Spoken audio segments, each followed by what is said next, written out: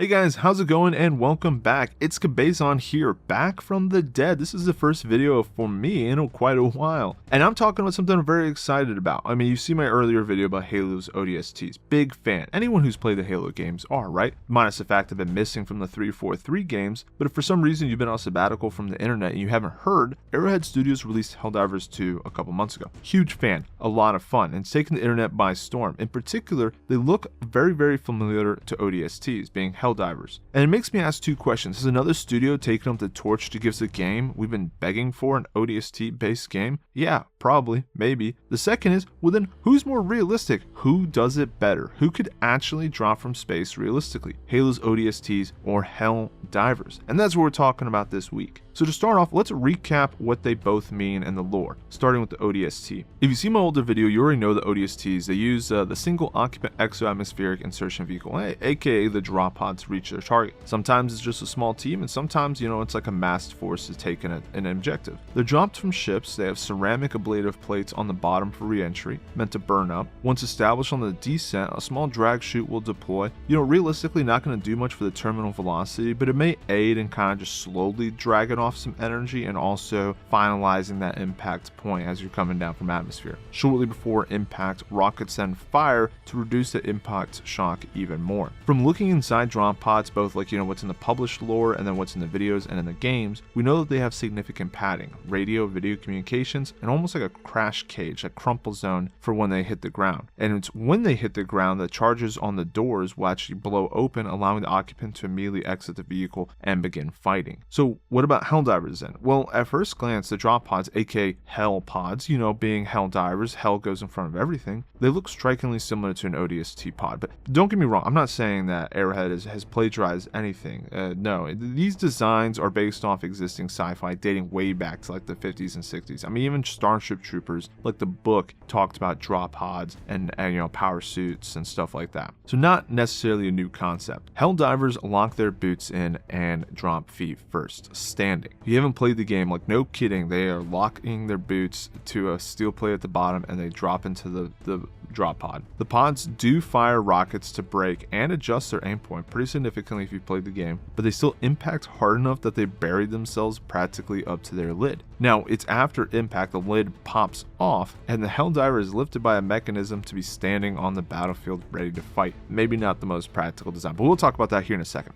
So now that we know how both work in the lore, let's actually break it down using some real world science, big S science here. And bear with me, there's going to be some assumptions, so you might be like, wow, it's kind of whack. Just hear me out. Now, if we model a drop pod based off the dimensions from the Halo Encyclopedia, as well as, maybe what's available online in the Halopedia, with, again, some small assumptions, very small, I found that it has a rough cross-section area of about 6.21 meters squared, weighing in at 0.86 American tons, which is about 1,700 pounds, 700 kilograms for the rest of the world. It has a drag coefficient of 0.54. And I took that number because it's roughly equivalent to a spherical blunt body. It's not perfect, but I think it gets us relatively close. It gives us a terminal velocity of about 202 feet per second. And then when a skydiver is belly down, it's about 176. So that kind of gives you a little bit of a frame of reference. It's going to be a good bit faster, but only maybe 15-20% faster. All right, how realistic is it then to actually drop from space and hit the surface, knowing these numbers? Well, first we have to understand what this practically means. Falling that fast, okay, if you actually jumped off a plane, you didn't have a parachute, you're going to die when you hit the ground. So you're cool, skydiver belly down, not really good comparison, Cabezon, because you still dead. All right, well, let's talk about how to make you undead,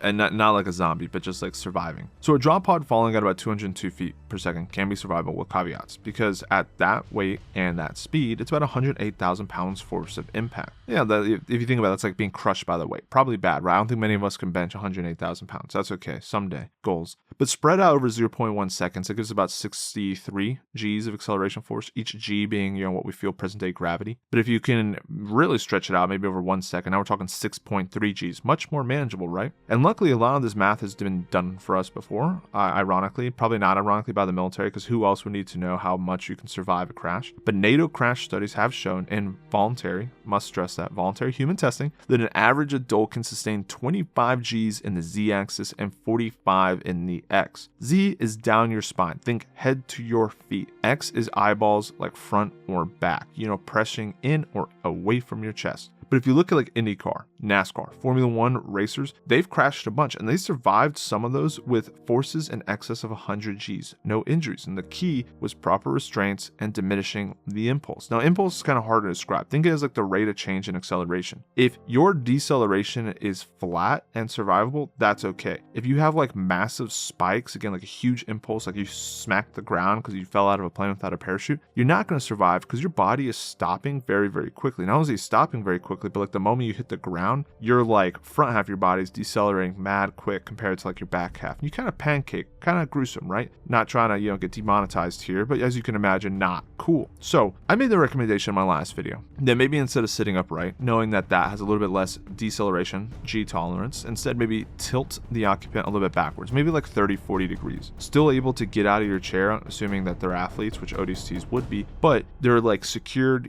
upper body, lower body, head and chest area, nice and kind of tilted back, and they get more of that force going into their chest. The seat should sit on rails, kind of dampened so that when it hits the ground, it collapses down it, right? Absorbing some of that load. What we talked about earlier, distributing it over a longer period of time with inflatable airbags around the collar. That way you can kind of secure the head and neck in place. Last thing you want is some dude to have whiplash when he's going to bust out, giving the Flood or the Covenant some hate, But these combined mean that, in this proposed design, even if your rocket failed, you could still survive a drop from space, which is really, really cool. Again, something we could actually do today. But now, let's look at it from the perspective of a Helldiver, which unfortunately it does get much worse, which is a euphemism. It gets like catastrophically worse. Here's the thing, if you're standing more or less free in your pod, you have to decelerate a lot more, and your body is not going to do a very good job of that, especially when you think that your boots are locked into a metal plate. Bro, you're going to break every bone below your knee. But let's talk about the science, right? That's what this channel's for, a little bit, maybe sometimes. So modern day paratroopers fall about 19 feet per second, and they still encounter a ton of leg injuries, and they have the benefit of not being locked into a plate. So they do the parachute landing fall, which is more or less you like hit the ground with your feet and try to fall more like down the side of your body, distribute the impact a little bit more. When your feet are locked into a plate, you have nothing to do but go down because you're gonna fall, right, when you're hitting the ground from space, especially as violent as it appears in the Helldivers games. But your feet can't move anywhere. You're gonna blow your ankles out. And that makes the overall question, or the answer to the question from the beginning of the video, much easier. Which is better? Well, it has to be ODSTs, because that's a design that is grounded in realism and could be survivable even if we wanted to do it today for some reason. In no way could a Helldiver actually survive the falls they do in game. And before people get mad and start blowing me up in the comments, I want to say I'm a huge Helldivers fan. Been loving the game. It is a game that I wish 343 or Microsoft could have given us years ago, but they won't, so someone else did. I love it. It's amazing. It makes me sad thinking about how awesome it'd be if we were fighting like the Banished and Flood and Forerunners, just like you fight the Illuminate, Terminids, and Automatons. But hey, I'll take what I can get. And so in no way is this meant to be like a diss or like a Halo stand, this or that. Trust me, played so much more Helldivers than I have Halo in the last 12 months. And Helldivers only been out for like 2, and I just installed it last week. Take that for what it is.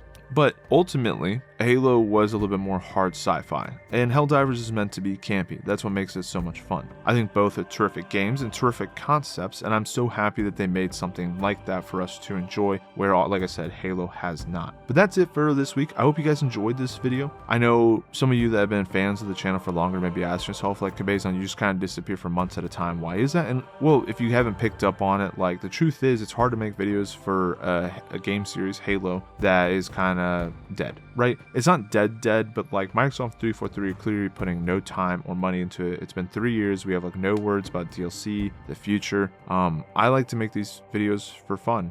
It's not really like making an income or a living for me. I just do this to engage with the community. And so instead of rather than like branching out, I've just made less and less videos. But that's okay. If you guys want me to branch out, feel free to leave comments. If you have feedback and stuff like that, hit me up here on Discord. I may respond. Sometimes it takes a few days. But I hope everyone appreciated this and had fun, and hopefully I'll see you out there fighting the Terminids and the Automatons for democracy.